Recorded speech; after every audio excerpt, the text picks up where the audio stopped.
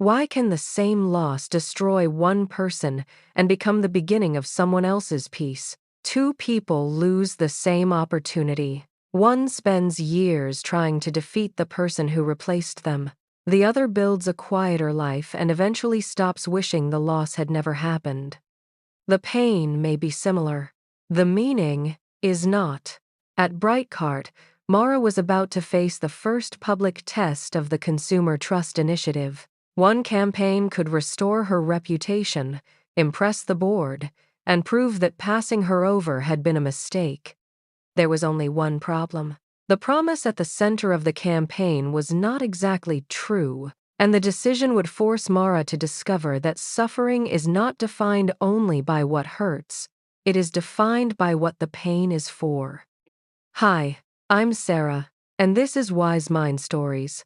In this episode, you'll learn how values determine the meaning of struggle, why external measurements create unstable lives, and how to replace a goal you cannot control with a standard you can live today.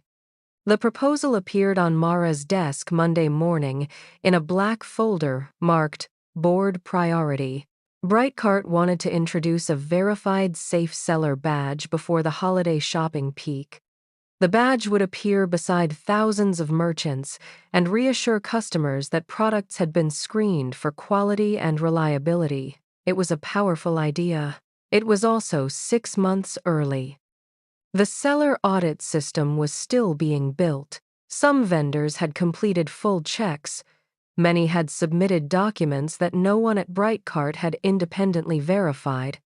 The legal team had approved softer language, but the board wanted something consumers could understand in half a second. Verified, safe. Mara read the phrase again. Julian stood at the whiteboard. We can launch a limited version with the fully audited sellers. The board wants scale, Mara said. The system doesn't have scale. Theo turned his laptop toward them. His transfer was scheduled for the end of the month, but he had agreed to finish the work. On the screen was a quieter concept. See what we checked. Customers could click the badge and view the evidence available for each seller. Some profiles would be complete. Others would clearly show missing steps. It was honest. It was useful. It was visually less impressive than verified safe. Mara imagined presenting it to the board and watching their energy fall. Then she imagined presenting the bigger campaign and seeing the opposite.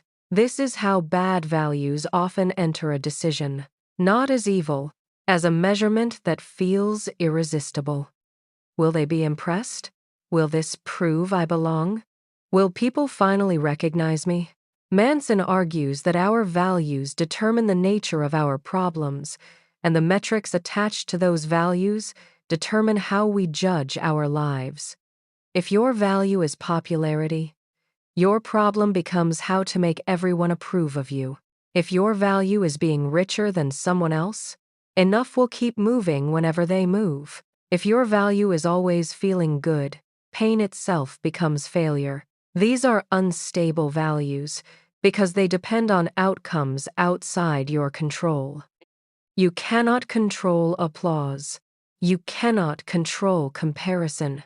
You cannot control whether every person understands your intentions, but you can control whether you tell the truth. You can control whether you keep learning. You can control whether your behavior helps rather than harms. A value is not what you admire. It is the standard your choices obey under pressure. Mara scheduled the board preview for Wednesday. On Tuesday night, she visited Tom during his second round of chemotherapy.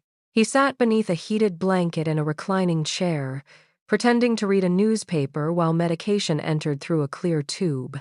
"How's the Empire?" he asked. "Deceptively safe." Tom lowered the paper. Mara described the badge. "So don't say it," he replied. "That is a very retired person answer. It's a very person who is not in your meeting answer." Mara watched the drip chamber fill and empty. "If I bring them the smaller idea, they'll say I lack vision." "Do you?" "No." "Then that sounds inconvenient, not fatal." Mara looked at him. You've become very direct since the diagnosis. Turns out I was wasting time being subtle. Tom smiled, but the smile was tired.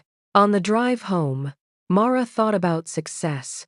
She had always treated it as a visible outcome: the promotion, the campaign number, the room's reaction. Those metrics were clear. Honesty was harder because it could make her look less ambitious. Manson illustrates this problem with two famous musicians. Dave Mustaine was dismissed from Metallica just before the band became one of the biggest acts in music. He responded by building Megadeth, a massively successful band in its own right. By almost any ordinary measure, Mustaine won. But his private metric remained Metallica. As long as their success exceeded his extraordinary achievement could still feel like failure. Pete Best faced a loss that looked even more brutal. He was removed from the Beatles shortly before they became the Beatles the world remembers. His life went through dark years. Eventually, he built a family, returned to music, and later described himself as happier because of the life he found. Same category of wound, different measurement. Mustaine's value, in Manson's telling, remained being more successful than the band that rejected him. Best learned to measure by the quality of the life in front of him. One metric kept a victory bleeding. The other allowed a devastating loss to close. Pain changes when the scoreboard changes. On Wednesday, Mara presented both concepts to the board.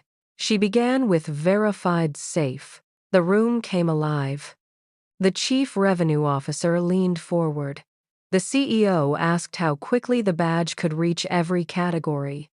A board member called it the trust equivalent of one-click checkout. Mara felt the old current of recognition move through her. Then the general counsel asked, "Can we substantiate verified for every seller at launch?" The room turned toward Mara. This was the moment she could answer with technical truth. The documentation exists. The legal language is defensible. The audits are being phased. All of those statements could be arranged around the fact that the claim would imply more than Brightcart currently knew. Mara saw Theo at the end of the table. He was watching her with the guarded expression of someone who had already learned that values often disappear when status enters the room. Mara changed the slide. "See what we checked?" "No," she said. "We cannot substantiate the first promise at the scale shown. This is the system we can defend." The energy dropped. The CEO looked at the second concept. "It makes us look unfinished. We are unfinished." Julian glanced at Mara. She continued, "The trust is in showing the work, not claiming the conclusion." The chief revenue officer tapped his pen. "Customers don't want homework. Then we make the evidence simple, but we don't turn incomplete evidence into certainty."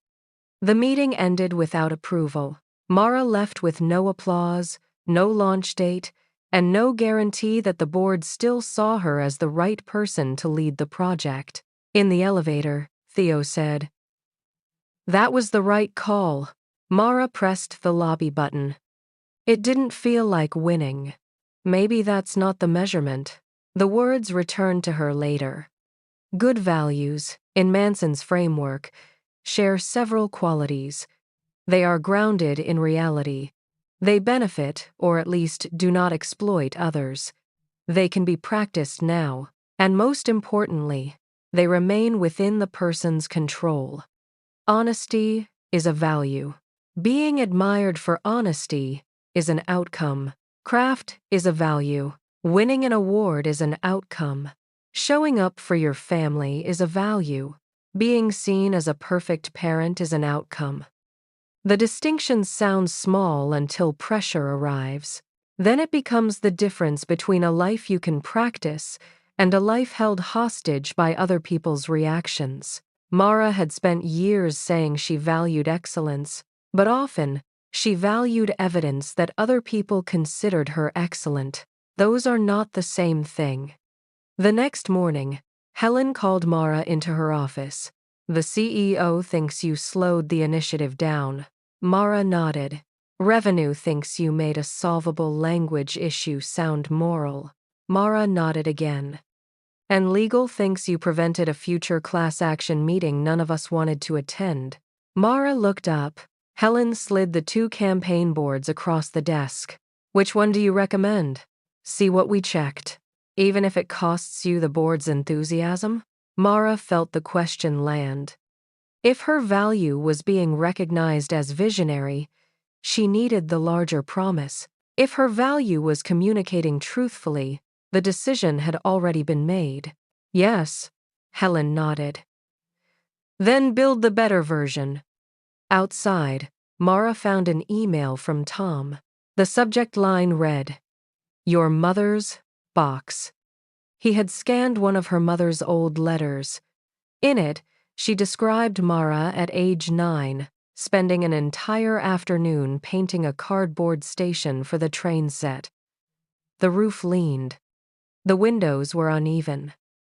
Mara refused help because she wanted to finish it herself.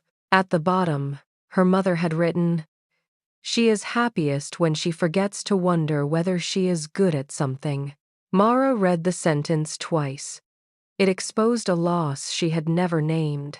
She thought ambition had made her miserable because the goals were too difficult. The deeper problem was that she had converted work from something she practiced into something that had to prove her worth. That was the emotional reversal. Mara believed she was afraid of failing at work. She was afraid that without visible success, work could not tell her who she was. When achievement becomes identity, every setback feels like erasure. Mara reopened Theo's original concept. The next 2 weeks were slow. The team designed evidence cards customers could understand in seconds. They built simple categories: identity confirmed, product documentation reviewed, transaction history checked, customer resolution record available. Incomplete checks were visible rather than hidden. Theo brought unfinished work again. The first time, he gave a disclaimer before showing it. "This is rough." Mara felt the impulse to improve it immediately. Instead, she asked, "What are you trying to make the customer feel?" Theo explained. She listened. Trust did not return as a cinematic moment. It returned as an employee risking one incomplete thought, then another. At the end of the month, Theo canceled his transfer. Not because Mara had given one good speech, because her repeated behavior had begun to support a different value. The smaller campaign launched to a limited group of sellers. It did not produce Brightcart's biggest press day. It produced fewer customer complaints and a higher rate of shoppers opening seller information before purchase. The board eventually called it a success. By then, Mara had learned not to need that sentence in order to know the work was honest. She still enjoyed the praise. Selective caring does not require pretending recognition feels bad. It requires refusing to make recognition the judge. Mara's pain had not disappeared. Her father was still sick. Her career still contained competition. The board could still reject her next idea, but the scoreboard had changed. She could measure whether she told the truth, whether she helped her team improve, whether she stayed present when outcomes were uncertain. Those values gave her problems she could actually work on. And when the problems were hers to work on, the pain stopped feeling meaningless. Sarah closing. The answer to today's question is that pain does not carry one fixed meaning. Its meaning is shaped by the value and metric you use to interpret it. If you measure your life by comparison, someone else's success can make your victory feel like failure. If you measure by approval, honesty will become negotiable whenever the room is disappointed. But when you choose a value, you can practice honesty, courage, curiosity, service, discipline. You can still lose an outcome without losing direction. Here is today's experiment. Take one outcome value and translate it into a behavior value. Instead of, I want everyone to respect me, try, I will speak honestly and listen carefully. Instead of, I must become successful, try, I will improve the work I can touch today. Instead of, I need the relationship to last, try, I will be truthful, kind, and boundaried inside the relationship. Choose one behavior you can complete before the day ends. If you want to continue Mara's story and explore the ideas beneath your own choices, subscribe to Wise Mind Stories. Mara has found a value she can defend, but then a vendor error damages Brightcart's biggest client launch. The mistake is not hers. The consequences are, and Mara will face one of the book's hardest questions. Why should you take responsibility for pain you did not cause? Wise Mind Stories quotable lines. A value is the standard your choices obey under pressure. Pain changes when the scoreboard changes. Recognition can be enjoyed without being allowed to judge you. When achievement becomes identity, every setback feels like erasure. Next episode, teaser. Mara chooses honesty when the easier promise would have earned faster praise. Then a Brightcart vendor sends defective products under the company's new trust badge. Mara did not approve the shipment. She did not hide the records. She did not create the defect. But if she spends her energy proving that none of it is her fault, the damage will spread to every person waiting for her to act.